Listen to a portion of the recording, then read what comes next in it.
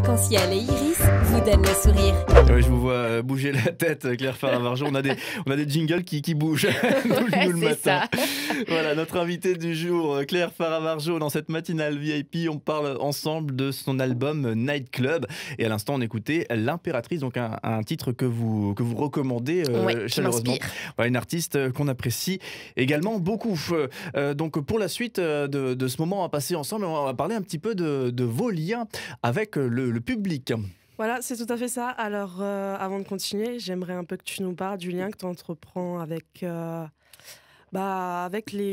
ton public, quoi, lors de tes concerts. Est-ce que tu as des retours? Est-ce que tu... Bravo, c'était super. C'est vrai que le rapport au public, il a beaucoup changé. Déjà, il y a tous les réseaux sociaux. Donc, en dehors des lives, il y a un contact qui est beaucoup plus intense. Donc, sur Instagram, sur Facebook. Moi, je suis plutôt accessible parce que j'ai le temps de le faire et que voilà. Donc, je suis très... quand on me pose des questions et tout, enfin, je suis très accessible. Si on me pose, même à la fin des concerts, en général, je prends toujours un petit temps, même pour parler avec le public. Après, c'est vrai qu'en général, voilà, il y a les CD, etc. aussi, donc toujours une petite signature, un machin. Je suis très...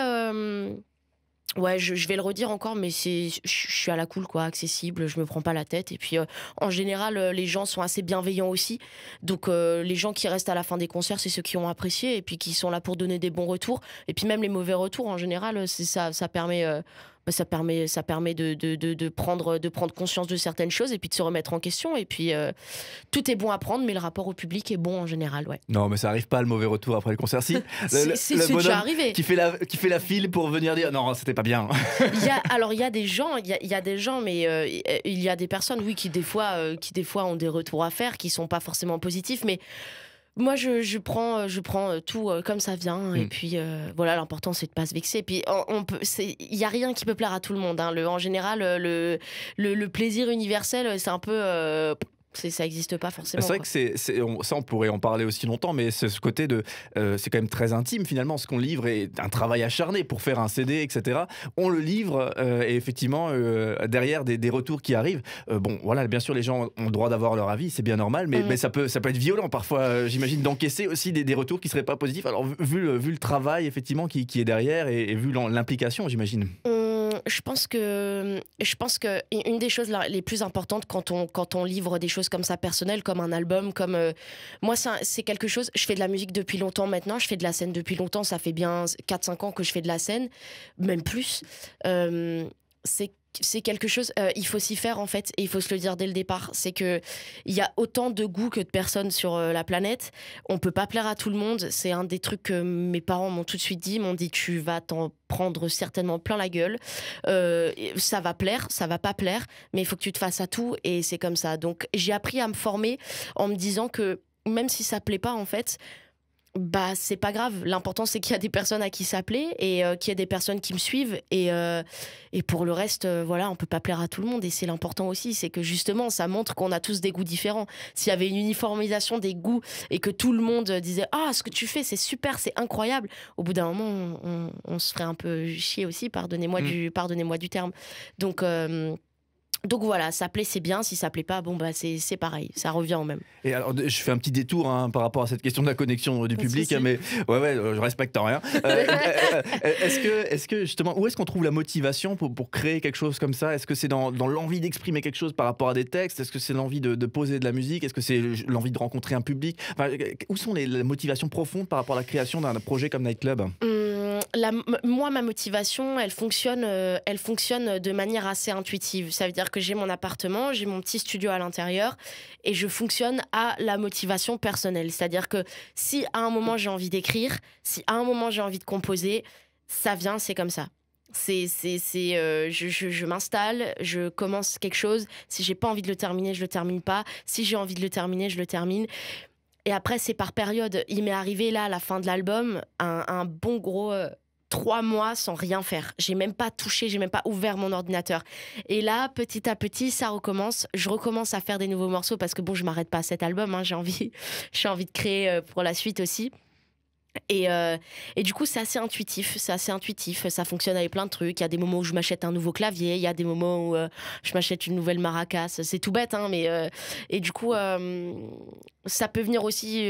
Je termine un moment, il y a eu une journée intéressante où j'ai rencontré une personne, où voilà, et j'ai tout de suite envie de rentrer chez moi et d'écrire là-dessus. Donc voilà, c'est plus intuitif qu'autre chose. Et ça fait pas peur, justement, ce côté d'être un jour à sec, entre guillemets, par rapport à cette dynamique de création qui, est-ce qu'elle sera toujours là? Est-ce que demain, j'aurai encore un truc qui me permettra de créer?